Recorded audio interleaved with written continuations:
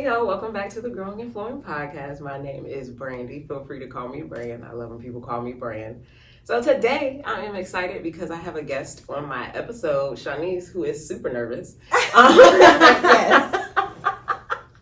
Let me get comfortable. Yes, get comfortable. Okay. Get comfortable. So I met Shawnice at Drew's last, what was it, Healing Your Inner Child workshop, which was super dope. So we got into some conversations after the event. So Shawnice, go ahead and introduce yourself. Absolutely delighted to be here. Absolutely delighted. I've been, I can't keep up all the time, but when I do pop in and like pay attention to the podcast, it's really good stuff. Really good stuff. I like the transparency. Thank you. Thank you. But I guess I'll introduce myself. I'm Shawnice. I would say I'm the founder of Heal Before You Hustle, a mental health awareness brand. I'm a mom, I'm a therapist, I'm a wife, I'm a friend, I'm a daughter, I'm all the things, all the titles. So I'm a very busy person. Yeah. Nice. So, we're just going to jump right into what we're talking about. I don't know what I'm naming this episode, y'all see. But so I was going through some of your links, like on your Instagram page and whatnot, and I was reading more about Heal Before You Hustle. So I really love, would you call it the slogan or the first we heal to survive, then we hustle to thrive. I really love that. So how did you come about that? I would say through my own healing journey. Mm-hmm. I like to hustle. I like to make money. That's what I come from. That's what a lot of us come from. But I found that at a certain point on my journey, it was essential to heal in order to really take off with not just hustling to keep up or hustling to survive, but to really thrive in life. So, nice. So, what pushed you to start your business? God, honestly, Okay. honestly, that's the only thing I can say. Was it 2021? The year for everybody. Oh yeah. Yeah. That was a eventful year, very eventful year. What's the question again? I totally forgot. What pushed you to start your business? Yeah. So on my journey, I kind of like gave up on the mental health field. Okay. Well, I absolutely did. I was like, I'm not doing this. I was angry. And through my healing, I found my purpose. What I believe is my purpose. And it just kind of made sense. And on top of that, I can't go work for anybody else. So it's just like, what you gonna do? Like, you gonna just hustle and like, my husband was like, he'll take care of things, but I can't sit down. That's not how I was raised, to just, kind of sit down and do nothing. And I knew if I did work, I wanted it to be fun and what I wanted to do. I don't follow the rules, so I need to make my own rules. That's crazy. I need to make my own rules. So that's really how I really came up with what I was doing. I kind of more so had the concept first. It came from a family member, like through my journey. I got close with certain family members, and my uncle actually gave me the term like Heal Before You Hustle. Like he put a name to what I was doing. And then from there, it didn't come easy. I've changed it several times. So like, what is this really? And I had to keep healing to really figure out like, okay, this is what it is. This is what I have.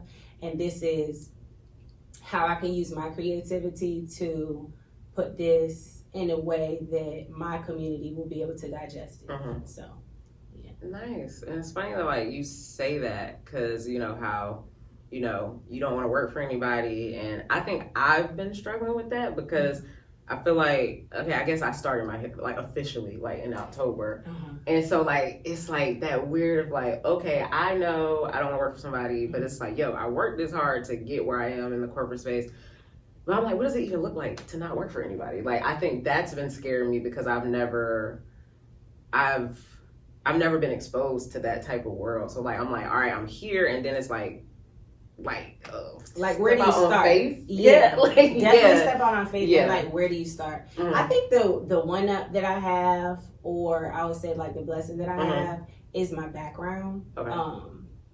I helped my mother start a mental health agency for 6 years. So that's where the first 6 years in my career in the field went, into community mental health. So I learned, and I had a lot of experiences that other people my age did not have. Okay. Or if they did have it, took them years to obtain that experience. It was literally nothing but God, just how my life was tailored for me to go through the things that I went through, and then have the experiences to be able to put it all together and be like, okay, I have something that a lot of people don't have. Now, how do I share this? So yeah, it is hard when you don't like have that background. Even I don't have everything. I'm actually, I keep saying I keep saying but I'm actually taking a small business course at Norfolk State Innovation Center, and I'm learning so much. My mom really put together the company, and my part in it was really like running it in a sense. Teaching people, training people, kind of getting things together. So I had that part. Like, I knew how to run a company, but starting it, I definitely needed help with it. So. Okay. Yeah, I gotta figure out what I want to do. It's resources out there. There's a lot. I gotta find the things. I just gotta go and. I think what you're probably saying is you have to figure out like exactly what you want to do. Yeah. You gotta heal first. That's the only way. Or at least start the healing. Because you'll figure out what you're good at. Because you're probably good at a lot of things. I am. I always want to do something. Yeah. And you probably want to try new things. And necessarily, I'm good at a lot of other things, but that's not necessarily what I'm called to do. So it's really having to learn to find yourself, to figure out like, okay, what can I do for a long time? Maybe not the rest of my life, but for a decent amount of time. That I'm not gonna, because sometimes like I'll find myself like, okay, I'm interested, but I'm not interested enough to like fully commit or to keep. That's what I've been struggling with. Okay. You in therapy? So I was in therapy. So let me tell you. Let me ask you the questions. Period. Okay. So I was in therapy. So honestly, I think I've gotten everything that I need from therapy. Okay. I think when I was in therapy, I did 2 different segments, 2 different therapists. I think it was about 6 months at a time. I know exactly what I needed to work on. I was acknowledging it, but I wasn't starting where I needed to start. Like, I don't know. Something just happened in October, and I was just like, absolutely not. We're not completing these cycles. And it kind of triggered me into like I need to figure this out. And I've decided to do it myself, and it's been hard. But I've been looking at myself honestly and feeding myself the truth. Honestly, I think I'm 100% sure I know where a lot of my problems come from. Okay. I just have to deal with it and work through the stuff. Yeah, I've been wanting to heal myself. Like, and I think that's a gift that I've been having not in a weird way. I never thought that I would feel like that, but like, I do think I have the power to do that. So that's what I've been doing. Honestly. Truly. Okay. Yeah. But, so have you always wanted to help people? I would say yeah. I would say yeah. I actually found like this little magazine that, you know how like they do stuff in your colleges. I mean, not colleges, high schools. Yeah. And I wrote a poem, and it was not the best poem, but it was about the community. And so I had found that at some point, there it is again. I had found that at some point, like going through some stuff in my mom's house, and it was there. And I was just like, ooh, I kind of been wanting to do this the whole time. Yeah. But the fire was there, but I just didn't know like which specific area. I know I really don't like working with kids like that. And then adults, it's not as rewarding. Okay. Because adults are kind of stuck in their ways. And so you put in a lot of work, and it's a lot of energy into just doing the work that I do. So to see somebody make it so far, and then when I have to pull out of it and it's just kind of on them and they kind of fall again, it's just like, that's not rewarding either. So I think my approach is more so working with professionals to help train them, because I don't have the capacity anymore. I'm drained. I'm done. So yeah. So you don't do that at all, like? A little bit. Okay. I have to get like maybe like a few more 100 hours so I can take my test break to get my license. Okay. That's the only reason why I'm doing it. Okay. But no, you know that's not what you want to do. And yeah. Which is sometimes it's hard to give yourself a hard no when you've just been doing it. Mm-hmm. And that's what I've been coming to the conclusion. Just because this is a thing that I've been doing for so long doesn't mean I have to stay and do that. Yeah. Huh, I like it. So what's the most rewarding part for you about what you do?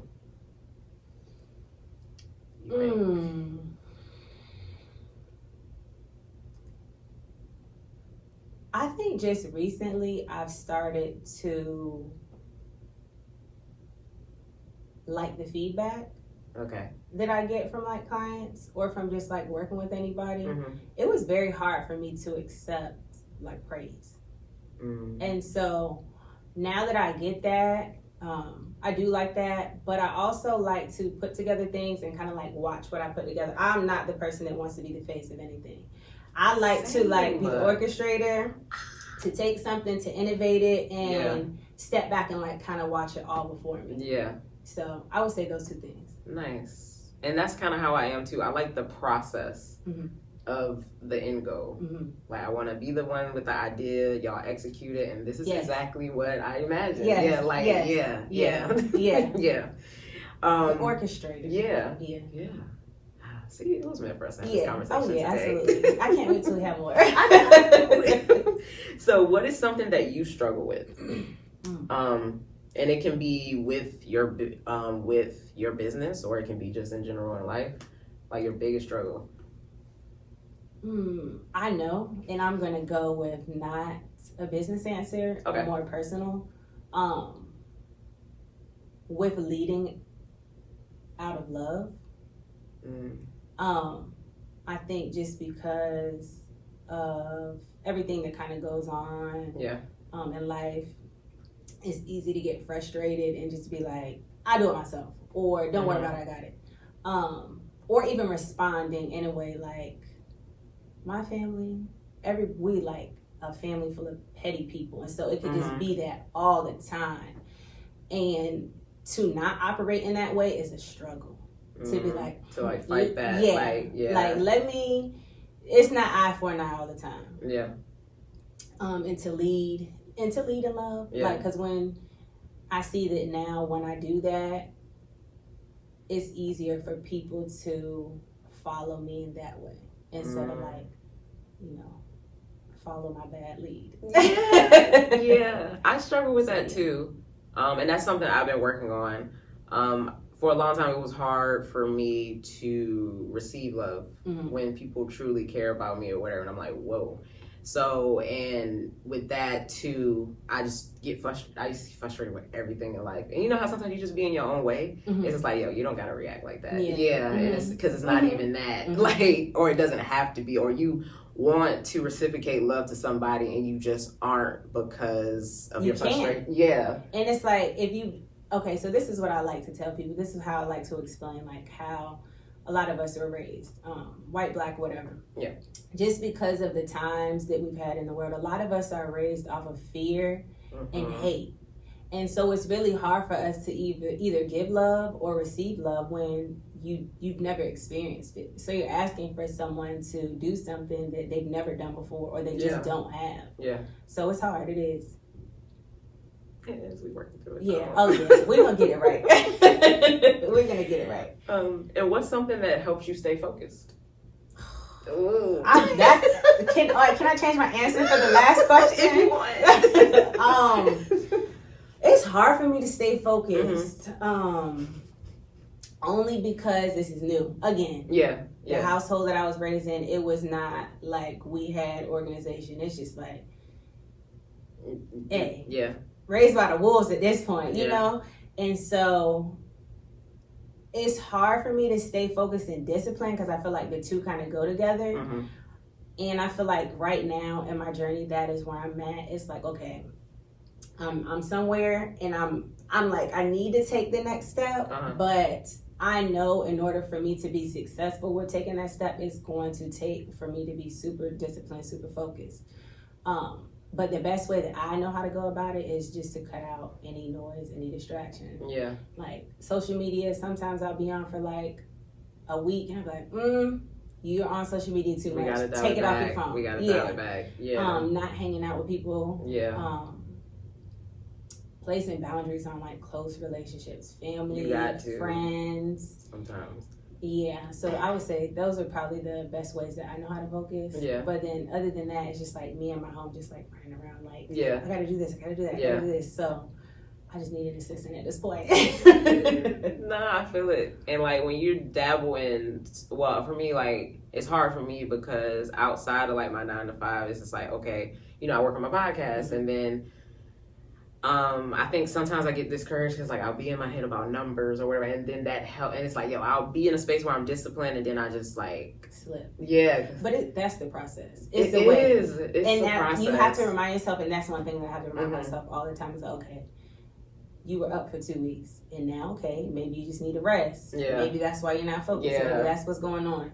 And then just really practice self-care, because that's how I get myself back up. Yeah. Like, okay, let me do what I gotta do. Yeah. But just showing up a lot of the times too, like I don't acknowledging that. Yes, yeah. I don't like to be any and everywhere, and I'm very particular about where I am. Now, yeah, that wasn't always me, but now,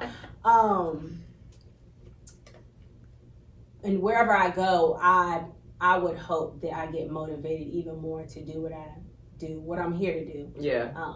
Even like going to things like when Drew does stuff, Drew's events. Different things that the city puts on, yeah.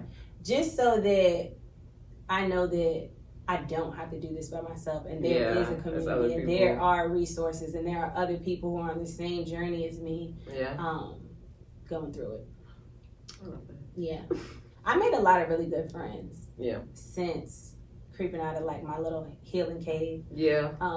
Because it's easy just to go up in there and be like... and just isolate yourself. Yeah. And I realized for me that isolation isn't always good. And I never thought that would be a thing. Because I used to be very introverted. Okay. And like I still have my introverted way. And sorry, I just love being home by myself. But but then it's just like, all right, balance. I've been learning balance. Like it's okay to have like relationships with people and to expose yourself to that and just to put yourself out there, because like I met you at Drew's event. I met a lot of great people at Drew's event and just different events that I go to, and I'm like, okay, it's okay to do this. Like, It's hard when because you said you done your work, and so or some of the work, or still doing work. We're doing work. And at some point you do have to kind of like reintroduce yourself as the person that you weren't, and that is like cringy. That's been the hardest part. And so I totally get what you mean. Like you can most definitely fall into just isolating yourself because that's your comfort. But really growth comes from being uncomfortable. It does. So just like this. This is uncomfortable. You're doing great though. You're doing great. All right, so now we have to get into it. Okay. We switching gears a little bit. We still talking about healing, but so was there a particular event that offset your healing journey, as much as you feel comfortable sharing? Oh, I'm open book. Oh, okay. You didn't say that. I won't go and say that, but you did. I'm open book. I think it was a series of events. Okay. I want to first say that COVID really sparked. COVID was a trigger. COVID was not the trauma.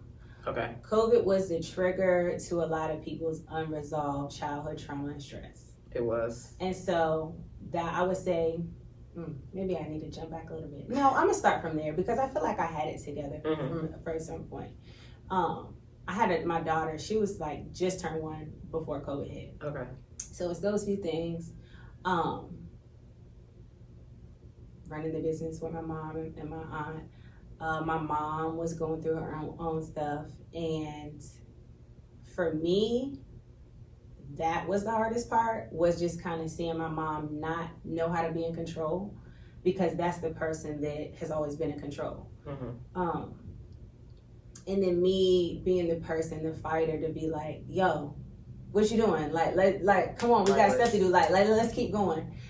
So just kind of watching her kind of like come to terms with everything and experiencing COVID, that was like one of the main triggers for me to like start healing, because I just like observed. My mom had me very young. She had me at 16. So everybody in my family's kind of young. I was pretty much raised by children, if you really look at it that way. And I watched my grandmother kind of fall, and then everything just started looking the same to me. And I'm just like, I've seen this before. I've seen the spirals. I know how this is gonna go if we don't put like an end to it. And so that was the biggest part for me. It was like, oh shoot, I got a daughter and I don't want to complete this cycle again. And then from there, things just got worse. Like things got worse between me and my baby daddy at the time, but that's my husband now. And so I was just like, I started going back to therapy. This was probably like my 4th therapist. And I found a good therapist, and she was just like, I think my biggest thing was like, everyone's like, you know, I'm starting to get all these diagnoses, like depression, anxiety, bipolar. Once I got the bipolar diagnosis, I was like, hold on. Yeah. Because y'all got me up. Like, no, yeah. We're not doing that. But just going to doctors and really just like having no energy left to go. I fought it for a long time. Like therapists are like, you know, you need to take a break from work. My doctor was pretty much like, you need to choose between your career and your life at this point. I was going back and forth to the emergency room just to get like certain medications so that I could just numb my pain of everything that was kind of going on. Then when I left the company, I was about to say my mom's job. When I left the company, I was just like angry. And I didn't know I was angry. I knew I was hurt. So when my therapist was just like, you know, you're not bipolar, you're angry. And I was just like, I am angry. That's what it is. And I've been angry for a long time. And so from there, I was just like, I don't want to, never want to give up. I just wanted like, the pain to kind of like stop. So I would say that was really what sparked it. And then from there, it was just like doing therapy. I did tell you before that I had tripped. I did some shrooms. Okay, we gonna get into Okay. But that helped me kind of like recognize like, ooh, you got a lot more stuff to work on. Yeah. And then moving forward like that. So okay, we'll get to that question. Yeah. I think for me, it made sense for me, like exactly when it happened. I think for me, it's been a long time coming. I think like you were saying with anger, I was angry for a large part of my life. Like my dad wasn't around when I was super young, and then I found out he died early last year. But he was never in my. If you heard listen to Daddy Issues Part 1, I was fucking angry, and I didn't know how that made me feel. But he was never in my life. And then his family reaching out to me saying they got a picture of me in the crib, and it's like, yo, y'all know about me, but y'all never reached out to me. And then shit that my mom, and I know she did the best that she could with me growing up, but like she was just so emotionally unavailable to me. I don't feel like she told me she loved me enough. And then through life, I'm just always working, trying to get to the bag, because that's all she taught me. It was like, get to the bag, you got to do everything yourself, and I was the only child, so it was just like, all right. And my mom, she was in the military, and then after that, she was a nurse, but she wasn't really home, like during the early segments of the pivotal points. Literally, the pivotal points in my life, she just wasn't really around. And then it's just like, all right. And then I got to a point where I just wasn't really dealing with shit, so a lot of the shit just went in the back burner. And How'd you deal with your stuff? How did you deal with your stuff? Yeah, we about to get to it. Okay, yeah. And it was just like, all right, everything is just getting pushed back. So then around COVID, when I left my job in retail, I was like, fuck this, y'all don't care about me, I gotta go. But then I went through a segment where I took a risk on myself. Best thing I ever did, honestly. But I didn't have a job for almost a year during the first year of COVID. And that was tough, but I was still getting my master's degree. How'd you eat? Like, how did you make your money? Oh, baby, I had a plan. Okay. Refund checks, sorry. Use the government how they use you. We saved them shits, and I paid up my rent, and then... Smart. Literally. Smart. And I'm never paying them back. Don't care. But they do not belong to me. But, and like, yeah, I went through that segment, not having it, and that was hard on my mental. Plus, it's just like, so that was before I started therapy. Then I started therapy, And then I was romantically involved with somebody. First time I ever felt like I loved somebody in life, right? So then we go through our things and of the break of like what really pushed me, and this was around like October, I would say, this year, like last year, I mean, like he was just like basically like, nah, like I can't do, like we kind of were having the same discussions, and I realized it was all around of like somebody really got that close to me, and like a part of me was just scared, so I used to project in different ways. And that was hard because it's like I had to sit and take accountability for what you did, what I did.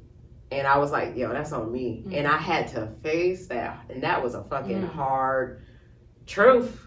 And then that's when I told myself, all right, we're not completing this cycle. Not just in love, in life. Like, we got to figure the thing out. Because it's like, then I'm going to keep running in these circles. And when I have shit in front of me that I really want, I can't be doing that.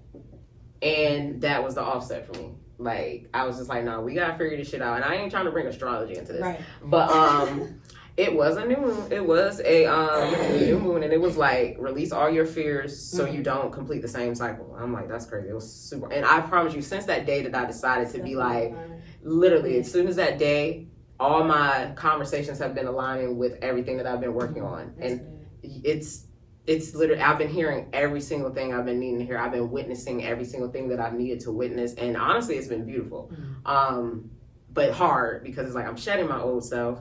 It's like, oh, this is new me. Who is that? Right. Like, one of my recent episodes called Who That Girl. It's like, I've been talking about like my struggle with that because that's been hard. But like, it feels good to know that I am growing. It's just that little piece of me that's like, you know, holding on to the. When you say hard to release her? Yeah. Okay. Yeah. And also be the new her. Yeah. Yeah. For me, I think it's hard to like accept that that's who I was. That makes so much sense because it's like, yeah, I was really doing that. Girl, you was outside. Like, what in the world? I was really out here doing that. I still love her because, and this is what like makes me be okay with who I was. I was who I needed to be to survive. Yeah. And when I look at it in a sense, it's just like, okay, you that girl, but I'm that girl, you know? And so it's just like, yeah, it's grieving in a sense. Yeah, that's what it's feeling like. Because it's a lot of emotions that just comes from that one thing in itself. Yeah. And understanding the grieving process, like everybody should understand the grieving process. And it's different for everybody. Yes, and not just for like death, like any loss, a loss of yourself. Yeah. A job, a marriage. Yeah. It's grieving. Yeah. Yeah, that's what I've been learning. Yeah. Yeah, tough days, but good days too. Yeah. And what would you say? I don't know. You may have kind of semi-touched on this. What would you say has been the toughest part of your journey? Because it might have been the. No, this will be different. Okay. Forgiveness. Yeah. Forgiving people, but also accepting people for who they are. I think in my head, I always look at the good in someone. Me too. Yeah. What's your sign? Sorry. I'm a Capricorn. I always see the good in people or the greatness that can come of that person. Same. And accepting that maybe they just don't see it. I can't make them see something about themselves. So in a sense, that's kind of control too. Yeah. Like just letting things happen. Yeah. I think that's really what drove my anxiety or anxious feelings, because I'm not claiming anxiety. That's really what drove it, was because I felt like if I just had control over whatever it was that was affecting my life, I would be okay. But really like, okay, this person is not going to get it together. I need to let them go. Or if I can't let them go like a family member, I just need to figure out when I can't be around this person. Yeah. And to really check in with myself, like, I'm not feeling it today, so I'm not going to go around there because I know I'm going to get triggered. So yeah, those kind of like all go hand in hand. So same for me too, forgiveness. Like when I was in therapy, I didn't realize that's where I needed to start at. And that was the thing. I was holding on to so much like resentment for my parents, really. Or like, and holding on to who I felt like my mother should have been for me. How long was your your I guess era of resentment and like being mad? Like, how long did that last you, and how did that look? All my life. Okay. Like it literally lasted until like October of last year. Okay. Like I had to write down a list of the things that I was like, I read All About Love by Bell Hooks, Mm-hmm. and that was on my list for a minute. Mm-hmm. She read me for filth in that shit. I'm like, wow, you talking about me, girl. And I was just like, all right, don't complete the same cycle. Don't complete the same cycle. Where do I need to start at? Where do I need to start at? And I was just like, yo, just be thinking about how angry I would get around family shit. And it wasn't just with my dad. It was like my other family that never really felt like they wanted to be around me because I don't know them. So I was like, yo, I got to write down a list of like all my feelings of like, and I need to release that and forgive everybody that has ever made me feel like that. And not even just family too, just people that I felt like that were there for me or that wasn't, or maybe some situations where they were there for me and I didn't allow them to. Like I had to, all of that forgiveness ran in a circle for me. So, I'm still working on that, but that's where, you know what I'm saying? That's where it started at for me. It's been a long time coming. Well, we're here, so that's all that matters. Yes. And then what has been the most rewarding part of your healing journey for you? Being happy about life. Yeah. Like not stressing, even if things are not perfect. And I'm not saying I never stress, because recently in this season, it's been a lot of stress, but good stress.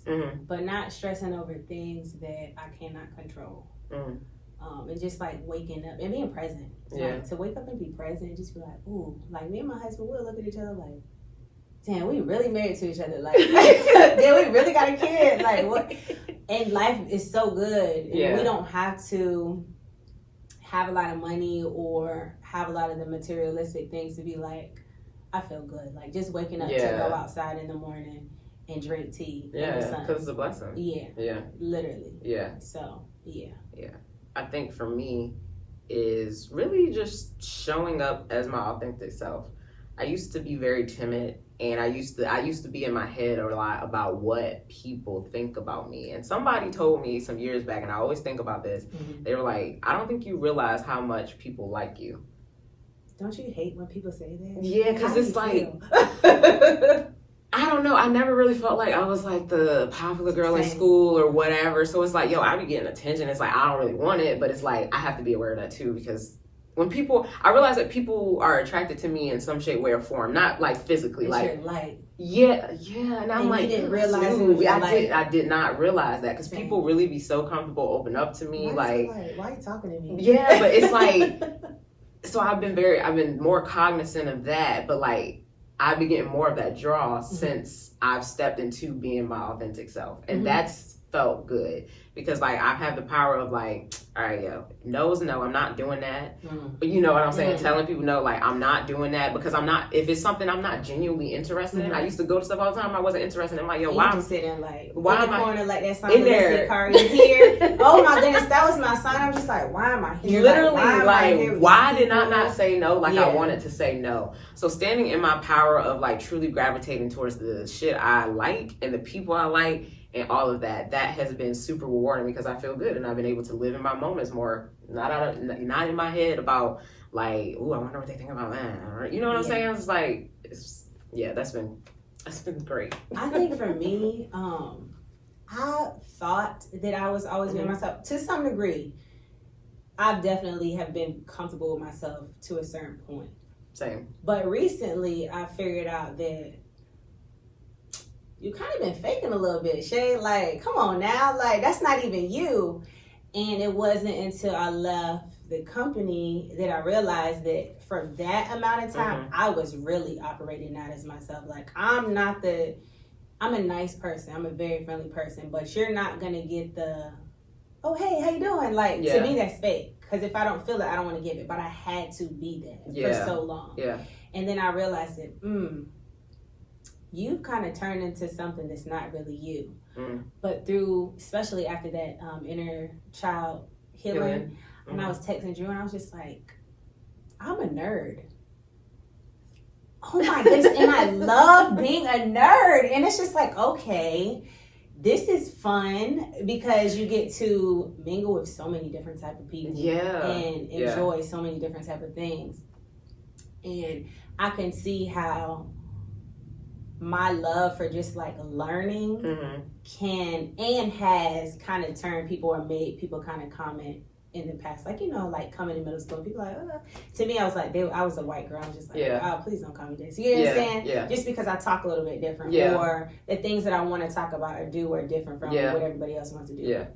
So I've embraced it. Like at this point, I'm just like, okay, I can't wait. Like, nice. I can't, you know. That's where I'm at with it too. Yeah. Like it's just like, and I've been reading more and shit. And it's not saying I didn't like reading, but listen. Like I'd be like, oh, now I like this. Like, you know? Not me reading a whole book. Like, reading was not big for me. I didn't like it. Third much, grade like, got really after hard. A certain point. Yeah. This is what I found out actually. So in third grade, reading got really hard for me, and from there it was like finesse. No Child Left Behind. They really not leaving us behind. They pushing us through, which is bad because I just from then on I was kind of bad in school, but I wasn't bad. I was just saying bored, but I learned differently, and this is what I've learned through my healing processes. The school system is not for me, for a person like me, for how my brain operates. I get that, and there are other people that are like that too. And when I was in 11th grade, I got diagnosed with a reading disability. And so that label, for me, it just kind of made me feel like, oh, you're dumb. And so that kind of stuck with me. But I still went to college. I still did what I had to do, finesse, you know. It's easy to get the degree. But once I calmed my nervous system down, because the diagnosis was I couldn't comprehend what I was reading. But what it really was my brain was in such a panic all the time that I'm reading it, but I can't comprehend because I'm thinking about something else. And so once I calmed my nervous system down and like really went through like a good amount of healing, and I finally picked up a book and I was like, oh, I can read and I'm not dumb. And this is actually fun. So from there, I was just like, okay, I got like a whole library now. And it's just like, I haven't read them all, but I'm like, okay, I'm going to read this. It's going to be next. So, yeah. And it's interesting that you say that, too, because I just acknowledged this, like, some weeks back. An insecurity of mine, because I think I used to be like that as a kid. Like, I used to read, but, like, you know, you just read a page and it's like you almost like you didn't read anything. And I think an insecurity of mine as an adult is, like, I was at a point where in life where I was faking it. Like I was just doing the education because like I'm here, all right, I'm gonna get this degree, literally. But I think a part of me that makes me feel dumb because sometimes I feel like there's certain words I should know how to say or like spell, and I think what has really helped me, like I got acupuncture back in November, and then I went to the chiropractor a few times, but then after that I started doing a little bit more yoga. And then I didn't have to go back to the chiropractor because, like, yo, like, I be cracking, like, regularly. Like, and the fact, like, all of that connected has helped me focus so much more, like, in a way that I have never been before. And because my goal is, like, to connect my mind, body, and my soul. Yes. Same. And that's why I did acupuncture. And then I was getting the chiropractor because I'm just like, yo, I know I used to hold stress in my shoulders, like, a lot. And, like, the way I've been trying to, like, alleviate stress and not get mad, I'm like, wow, I see it working. You know, like when okay, all right, my back is kind of tense. Yeah, let me handle this. Yeah, it's being aware. It's I didn't self-aware. used to check that though. Yeah, no, you walking around with your neck. So you might wake up one morning, you got a stiff neck. You like I can't move like that. Yeah, migraines all the time, stomach problems. It's just like all of it is interconnected. All of it. Yeah, and that's what I've been learning, and that's been cool. Yeah. So what helps you stay patient with yourself? Would you say, if anything does? No, and I actively work on that because I feel like I'm the oldest daughter. So I have a different type of pressure. Not saying that it's more intense than anyone else's, but first daughters, like, it's on. So from the time that I was entered into this world, it was a pressure on me, and that pressure drove me to accomplish a lot of things at a very young age. I would say young age. So when everything kind of fell down in 21, I was 27.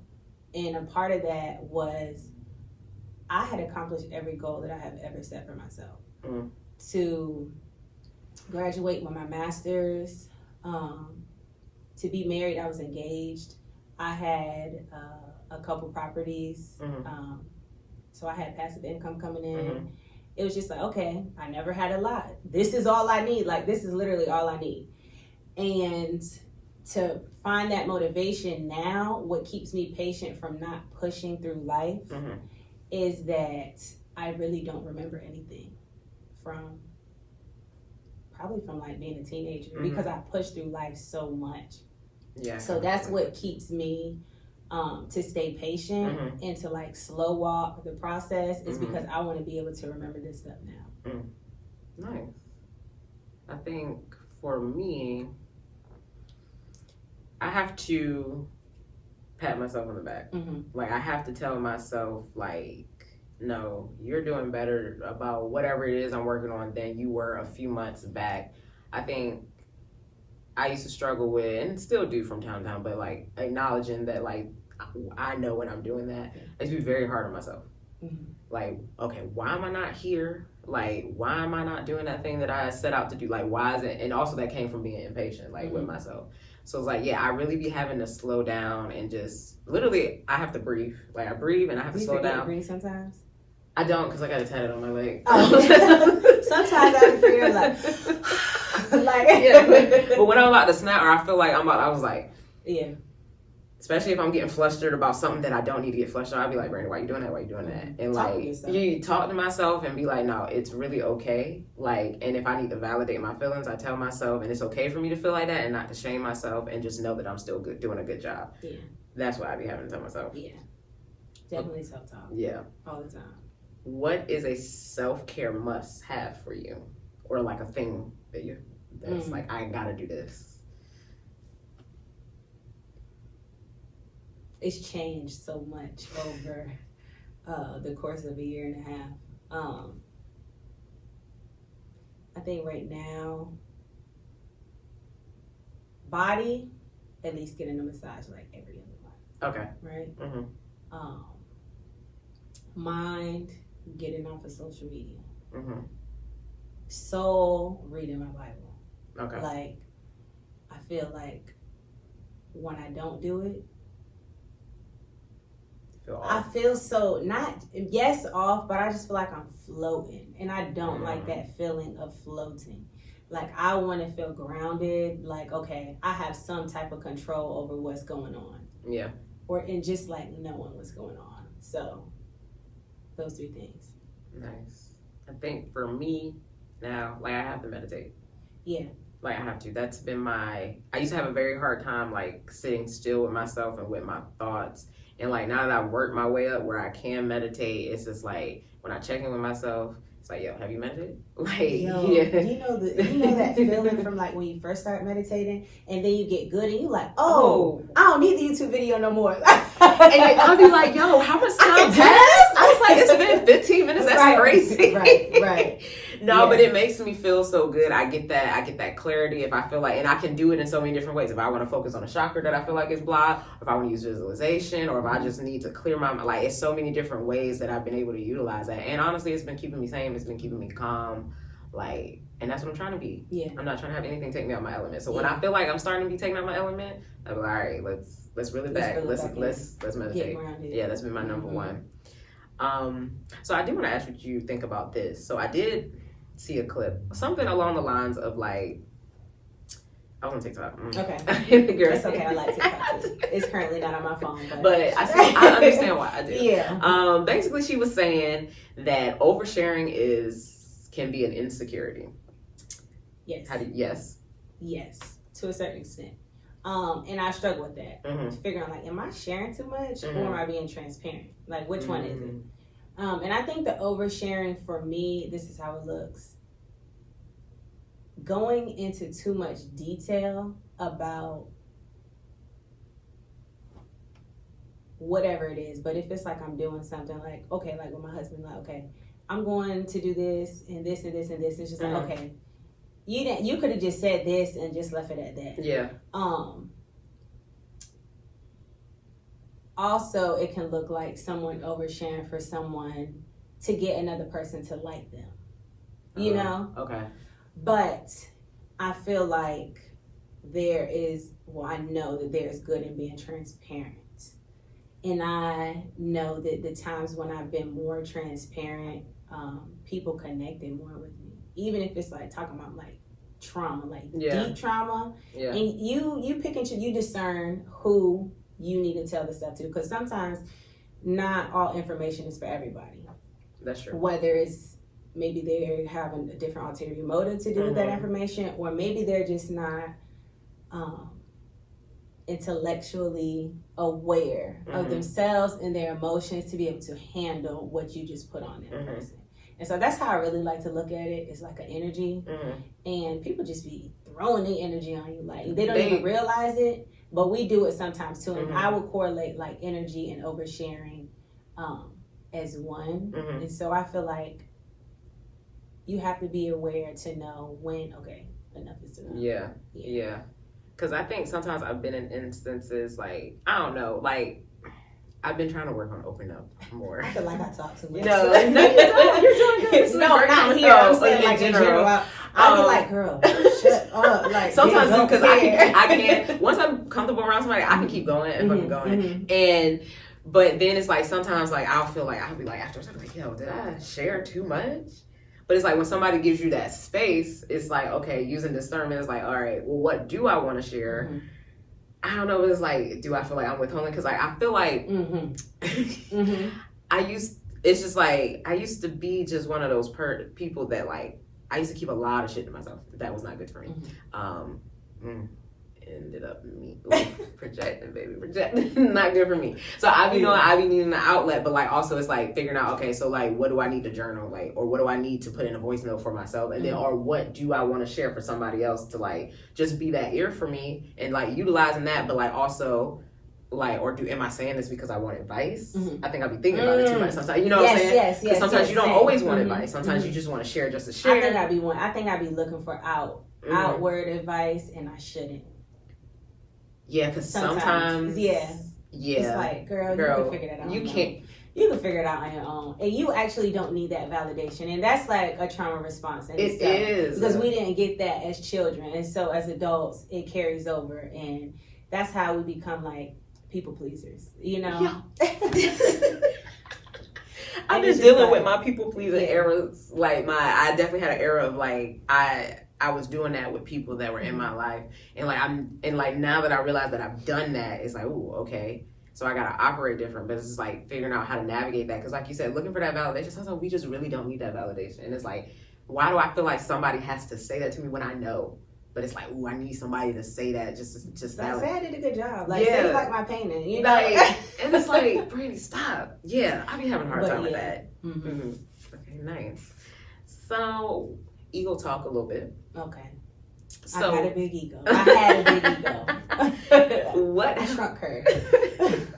What helps you look past your ego? Like, is it still a struggle if your ego gets in the way, or when it was, like, what helps you?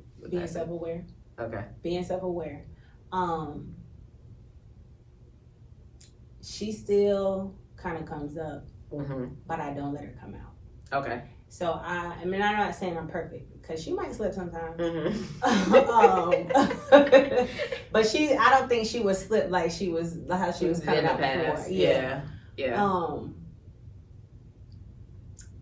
Being self-aware. Yeah. Just being aware of like certain emotions and feelings that I get. So like, let's say I log into Instagram, right?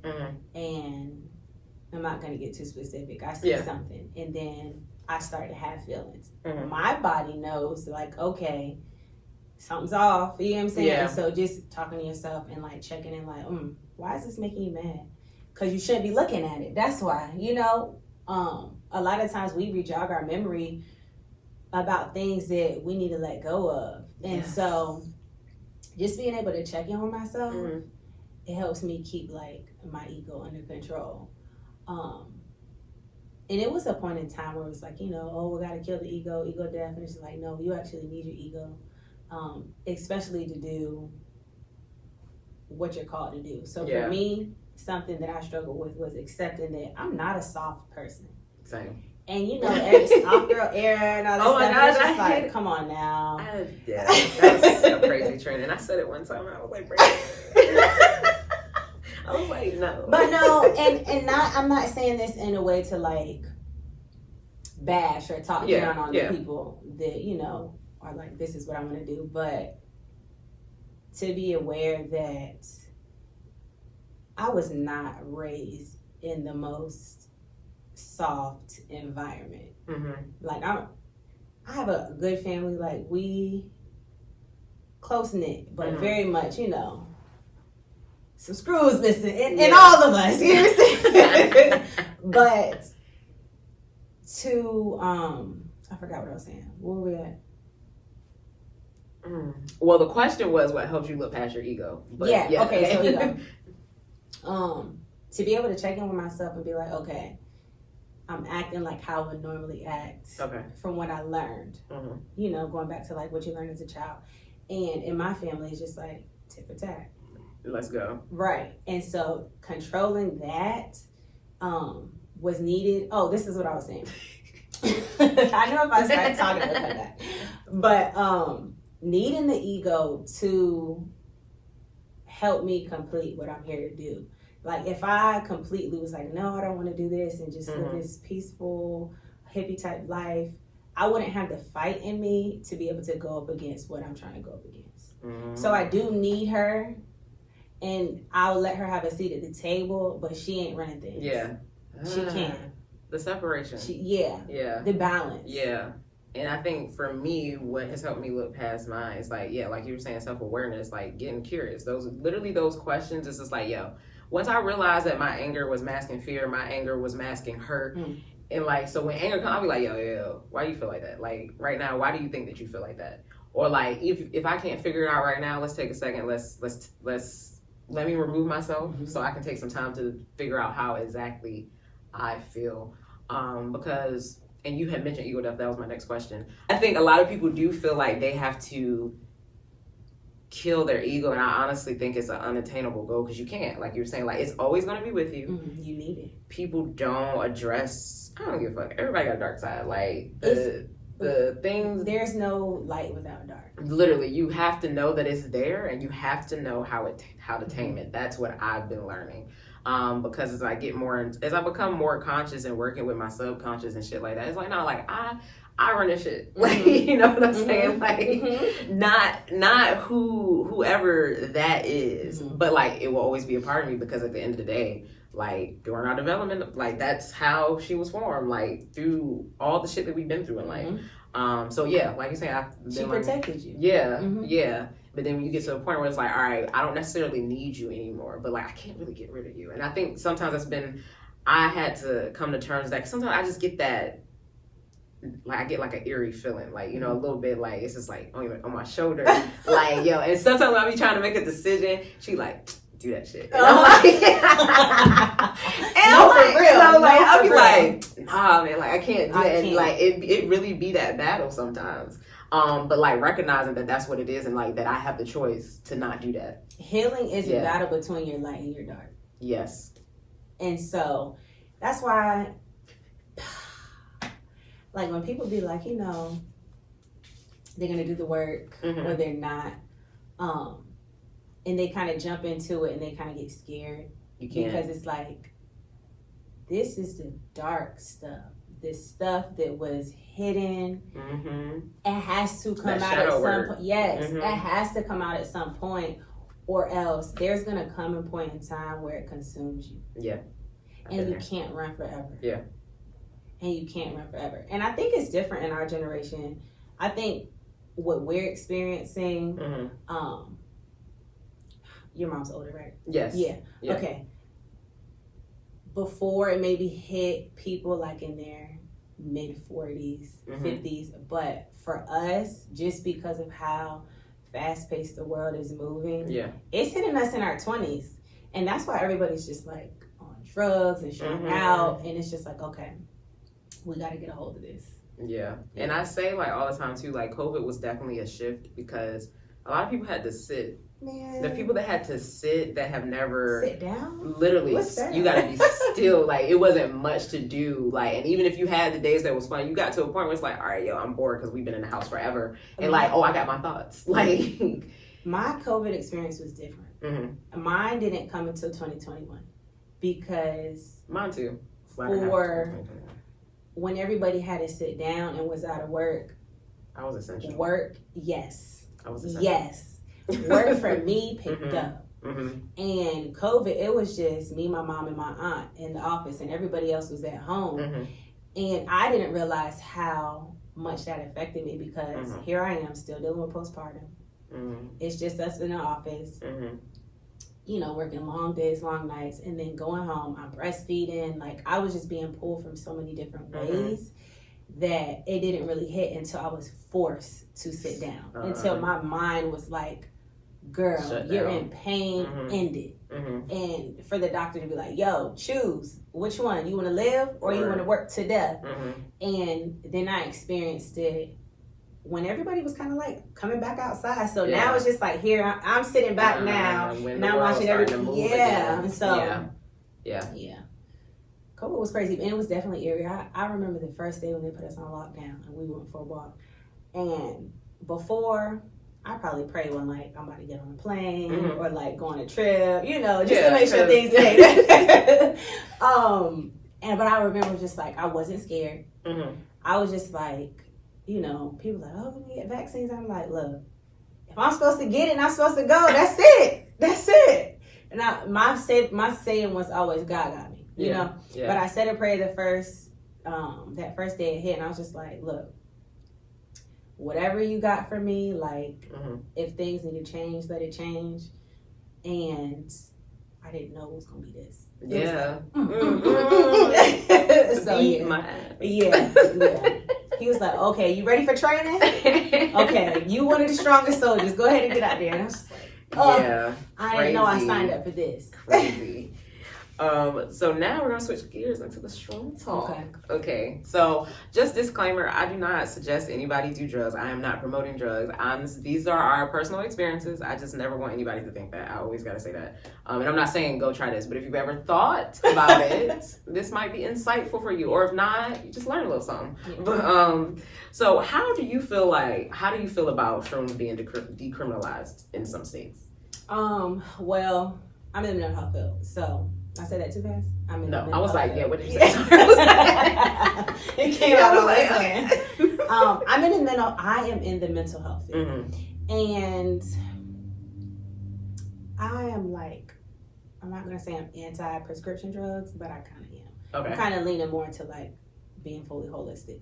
So to me, shrooms is a holistic medicine. The same as weed. Yeah. They can be abused. That's true. So yes, you can abuse it. I was definitely abusing weed. Oh my gosh, yeah, I went to that thing too. Alcohol too. Oh yeah. But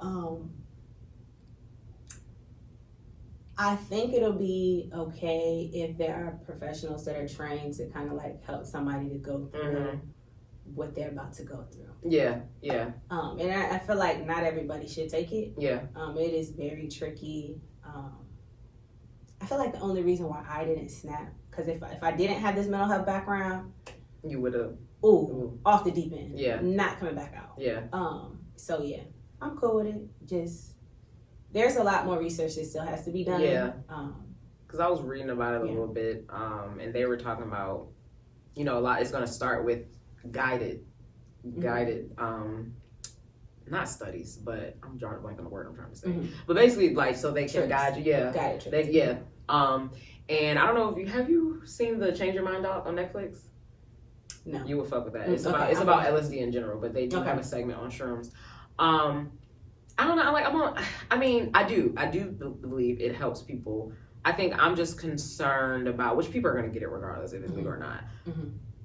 The people that do it and don't know anything about it, because like I'll be on Twitter and people talking, I don't see how y'all do shrooms, or like people be talking about it, and I just be like, but are y'all reading about it? Because I think I'm scared of people like tripping into psychosis, like, because that's a thing, and like you might not come back ever for the person that you thought like that. Because like your demons can really come out to play, and like people have bad trips because they don't let that shit come to them, and you get trapped in that. And I just maybe in a loop. You know what I'm saying? That's what scares me, because I want people to be careful and to be mindful and to be aware of, like, to be able to check what their mental state is and to really read about it and see if it's something that they can actually handle, because it can be overwhelming.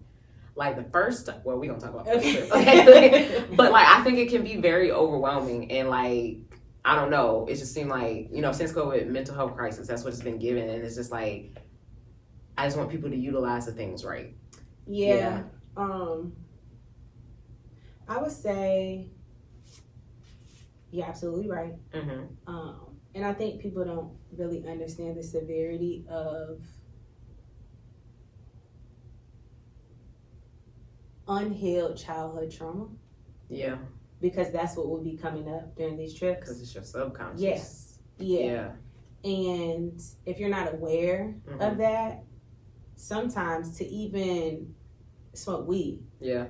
You know, people are, oh, his blunt was laced. And I'm like, no. Some stuff came out and he wasn't ready to handle it. Well, I keep saying he. That person or whoever it was, they didn't know how to handle it. They weren't equipped to handle it. And so, unfortunately, a lot of the people that are diagnosed with like schizophrenia,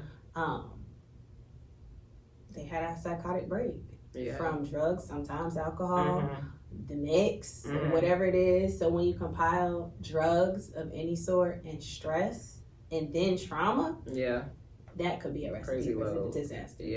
Yeah. So tell us about your first trip. Ooh, that was a trip. When did I think I had my trip, I want to say either May or June of 2021. So that's 2021. And at that point, I don't think I was doing it to figure out what was going on with me. I think I was just doing it because it's just like, let's try it. Or this might be fun. You know, I want to see some colors. I want to see, like, I want to feel like, you know, let's see what that's about. And then I did it, and I think I ate a little bit, and I was like, it's not working. So then I ate a little bit more. I'm like, that's not working, so let me eat a little bit more. And long story short, all my trauma came up. Like, the first trip. And I was stuck in a loop. And I was just like, I remember, like, I couldn't stop moving. I was just like, I couldn't breathe. I was like, I need to go outside. This is like nighttime too. Never tripping it. I mean, never doing shrooms again at night. Make sure the sun is on for me. It was just too dark. And it got really scary. My sexual trauma came up. A lot of relationships where bridges have been burnt came up. And I couldn't get out of the loop. And I'm like, call my godfather.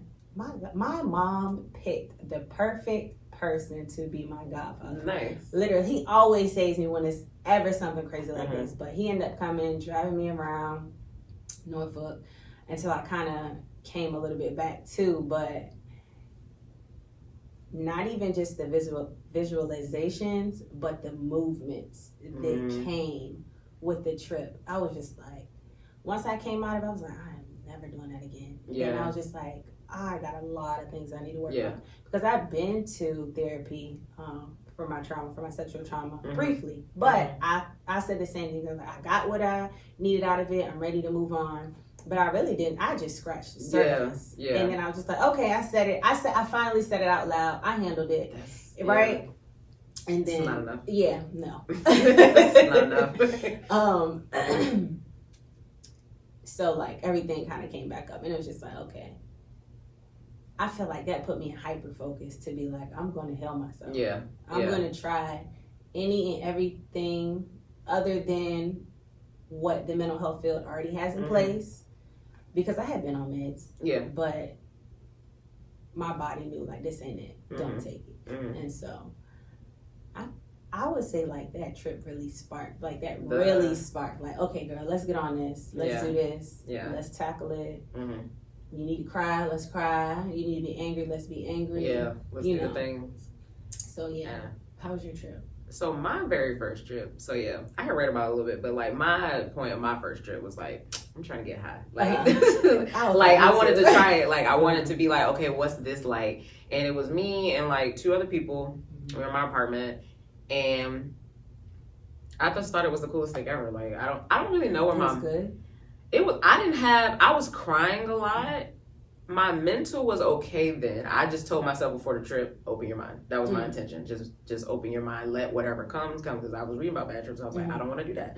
So I was like, okay. And I think really I just enjoyed the experience, I think. Honestly, I can't really remember what came to my mind. I know I was crying a lot, but I do know one of those persons that was there with my trip, we aren't friends anymore. I saw them exactly who they were. In pure form. But I didn't think about, like, it took a while. It took a little bit to unravel, like maybe like 1.5 years, 2 years, honestly, in totality, to like unravel that, and then to bring it back to that moment of like. Was it scary? What, was in the trip? Face scary in the trip?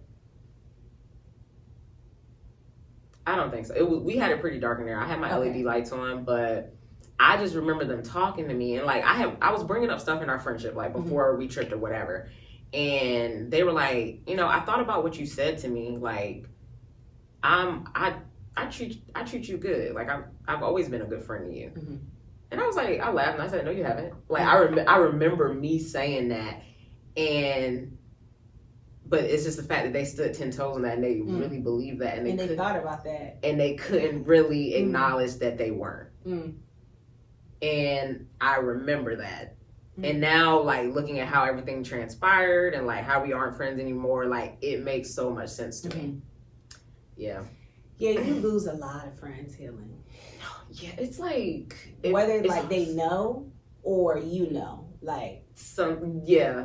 Yeah. That's been the hardest part.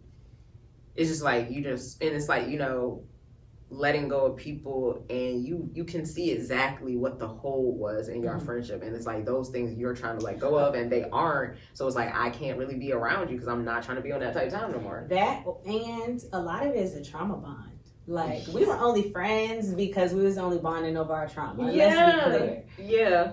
And I think that was like the biggest thing for me. Yeah. It's like, why wasn't you paying attention? Yeah, like that wasn't that. But like when you in it, you just don't. It's crazy. Like you really take a back seat, like in your mind, and you're on cruise control, literally. And that's where literally why I don't remember anything. Like, yeah, it was like you just going the whole time, doing the things. Yeah, yeah. Now So was that like the only time you tripped? Because my next question is, tell us about a life-changing trip. That was the life-changing That trip. was your life-changing That was trip. my life-changing trip. The other 2 times I did it, very intentional. I didn't do any research. Okay. That's the type of person. Let's jump. No, I'm an extremist like that too. I can be like that too. Yeah, the first one was like that. And I had a phone call with a friend, and then just talking to her, and I was just like, okay. I kind of understood that there's a science behind this. Yeah. There's a science behind this. The second time, it was very intentional. I was like, okay, we're in Miami. Let's, we're chilling. Yeah. And I'm just like laying back, and like the clouds are just falling on me. It's like, oh my goodness, this is so beautiful. Yeah. Like, that's how it was. And then the second time, it was just like, same thing. Like, it's nice outside. Let's go trip, lay on the trampoline. I like to watch the clouds. So that's like my thing. I've never been outside though. I want to. Like, I want to be like in a field of like sunflowers or some shit. I just want to be out in nature. Yeah, like literally. Like, yeah. But I like laying the grass, and like you see like the grass and stuff. I'm like, this is so beautiful. But I can't do it all the time. I definitely, because I know my family history with just like addiction. Yeah. It's just like, okay, I'm too prone to addiction. Yeah. So let's space this on months and months at a time. And I've been having to do that because full transparency. Okay. When I'm like in a trip, I don't want it to end, and that's an addictive thought. And I have to monitor that. I used to have that thought with alcohol too. That's why when I went through segments of my issues with alcohol, because my dad was alcoholic, it kind of ran in his family, and I got to be cognizant of that. But I went through my struggles with that, so like I got to have that thought of like, yeah, that thought is there. Be careful, space it out. Yeah. Because too much of anything. is like it's a drug. And I was honestly, when I first started tripping, like, because a lot of times I'll trip by myself. Like, I'm pretty confident, like, in that. But like when I first started it, I definitely know I had a segment of I was abusing it because I was trying to escape real life, because real life was just too fucking hard for me, and I had to catch myself with doing that. I think for me, like, I had segments of trips, and it's like my mind was open. Things were coming to me. I wasn't as scared of the thoughts, but I wasn't acknowledging the thoughts. And I think my life changing trip, honestly, I feel like it was recently, to be honest. Like a month ago. I don't know. I just, because I've been struggling with, like, how I was talking about, like, who I am and stuff like that. And I've been knowing I needed to let the old me die, but like I was doing the things, but it's like, it's something else there. I literally looked in the mirror, like, I looked at myself. And they say you're not supposed to do that. Yeah. I stopped looking at you like this. Like, I'm a deep diver. I'm an extremist. And I was just like, no, we need to do this right now. Ooh, long time in the bathroom. So let me tell you that. I went in the bathroom. I literally felt like I looked at the depths of my soul in the mirror. And I saw me being my purest self. And in that moment, what shrooms has taught me, has taught me that we really can create our reality. And that's what it's scary. It's scary. And I remember I was looking at the wall and like, I was like envisioning, like, because I had did a meditation, a guided one that week, and she was just like, look into the white light and imagine yourself on this bridge walking into the white light. And I created that, like, with my on the wall behind me. And honestly, like, I felt more secure in me with that. And I think that was like a click to something else for me. And I don't even know. I partially feel like I'm still kind of in the mirror, but but I definitely think that partially helped me kind of understand where I'm going. Yeah. So yeah. I had a visualization like that. It wasn't on shrooms. I had did this phone call with one of these spiritual ladies. That was like the first time in last I thought about doing that. But... First and last. And I'm like, all right now, because you ain't about to tell me about myself. But we did a visualization activity, and I saw myself. I was 33. I was where I wanted to be. It was a light. I had locks because at the time I didn't have locks. And I was just like, from there, I was like, I'm not too far off. And it's however you envision your life and the things that you envision and things that you say, it's going to come true. And so being able to not think or envision negative outcomes, which is hard when you struggle with trauma, because you always think your anxiety is a fear that the worst is going to happen. And so if you're stuck in anxiety, the way that you are envisioning your life is that tragedy will come. Yeah. And so it was for me calming my nervous system through meditation to be able to have these positive thoughts about myself, and then to be like, okay, let me move forward. Nice. I think recently what I noticed is how I was talking about all my conversations have been aligning with how I've been feeling. Because it's you really, the signs are there when you're aligned. And my friend, she's Indian, and we talk about her culture because that's been new for me. One of her, I think it's her grandfather, reads palms, and she was telling me about my palm and like doing it and how they close the match. I was like. So I was just like, okay, nah, when I did that trip and then just the conversations, I'm just like, nah, I know I'm on the right path. I just have to tell myself that when it feels like I'm not. When I have those moments when I feel like I'm not. Yeah. Very, very, and I guess this is just cycling back. This is a thought, but very easy to slip into psychosis, especially with influences of social media. Yes. And you've been tripping, or if you're smoking, and you're releasing all these emotions, but then you have the influences of people are saying off the wall stuff, and it sounds good, but very easy to slip into that. Yeah. Balance. Yes. Balance of awareness. Yes. All of that. People don't be aware of themselves. They don't. And it's thinking they be hot stuff. It's just I don't know if it's. But you can see it. I see. You can see it very potent when you start healing. Yes. And you be like, oh, you ain't deal with that yet. Yes. Or like, I know exactly where that comes because I used to do that. Like, and it's like, but and you can't tell them. Nobody knows. Nobody talks about for real that amount of clarity. How sometimes that shit can be overwhelming, bro. Like I'm like, with the training and education that I have of like being a therapist, and then spiritually being open and healed to a certain extent, it's just like when you say you see people at their pure forms, you literally you can, and sometimes you'll look and like their guard will be down and you can really see them. It's just like, you're not even getting acknowledgement, because you have so much unhealed trauma that you don't realize that, I can say demons or your skeletons or whatever, they're operating for you. And it's not pretty, and it's very scary. Especially when they're deep in it. It's just like, and sometimes with those people, you can't say anything. Like, certain, it's like, I'm not your therapist. Like, I'm not about to sit here and read you, or they wouldn't even be able to receive. You know what I'm saying? They literally. So it's just like, because I know where I was in a space before, like, of where I wasn't ready to receive shit. So it's like, I know exactly what that looks like, and I'm like, I can't even go there. I wouldn't even try to go there with them. It's crazy. Yeah.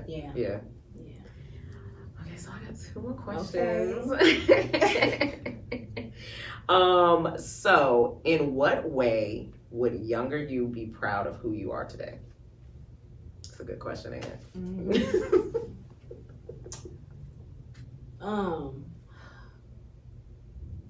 One would be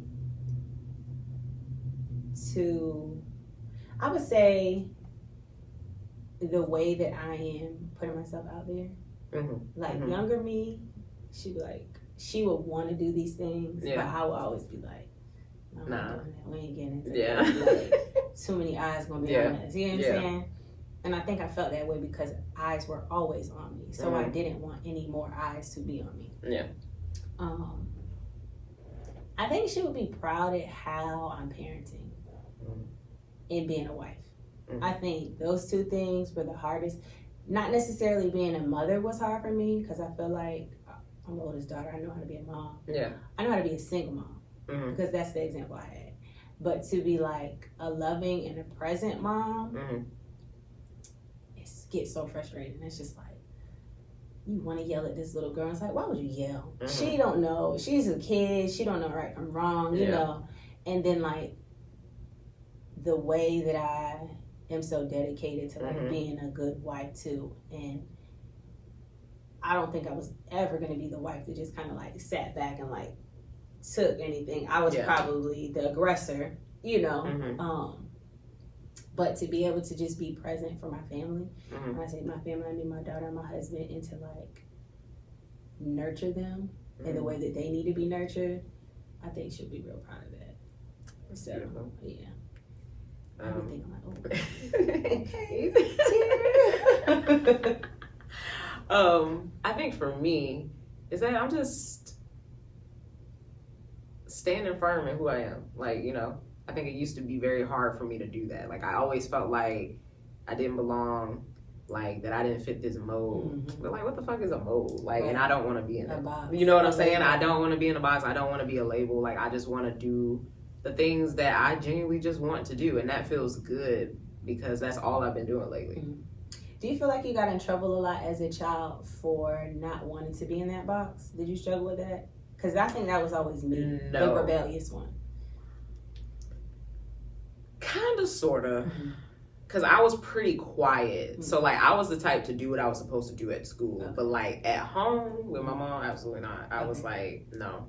I used to challenge her, and then every time I used to get in trouble for something, my thought process would be like, all right, I'm gonna do this again, I just can't get caught.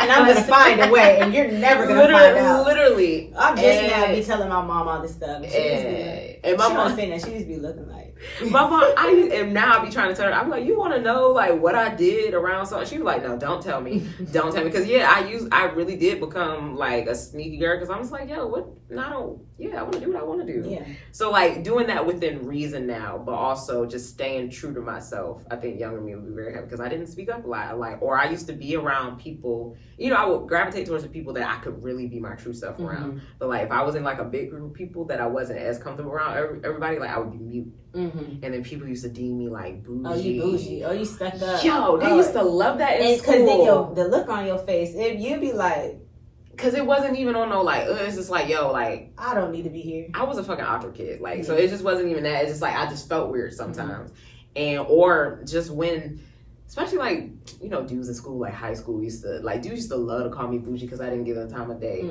First of all, a girl, like saying a girl to me, but like I didn't really know how to express myself, so my expression would be like. You know, and then they would deem me bougie, and I was like, "What school did you go to?" Granby. Okay. So like, just yeah, it was like when I'm not feeling something, just saying it. Like you know what I'm saying, just in fullness, just really just doing me. I think I was kind of like the opposite. I had to like really reel myself back in because it's like. If I'm gonna say it, I'm gonna say it. I'm gonna do it. Ooh. And if I don't like it, this is what it's gonna be. And I don't care what nobody say. Yeah. So yeah, I had to tame myself. Yeah, I had to tame myself. Look at you. But when I look at like the women in my family, we're all like that. And so it's just like okay, I had to forgive myself a lot for that too. Same. Like you didn't know, and you only did what you knew. So yeah, I love growth. Isn't it great? Yeah. Especially when you be reflecting back and like look at how far you came, and you be like, damn, who knew I would have been right here, right now, in this moment? That's crazy. So, lastly, what I always ask every guest that I have is, what would you tell your younger self? What do you feel like would have been some information that would have been great for her to know? If anything. It would probably be a lot. I'm trying to. Okay.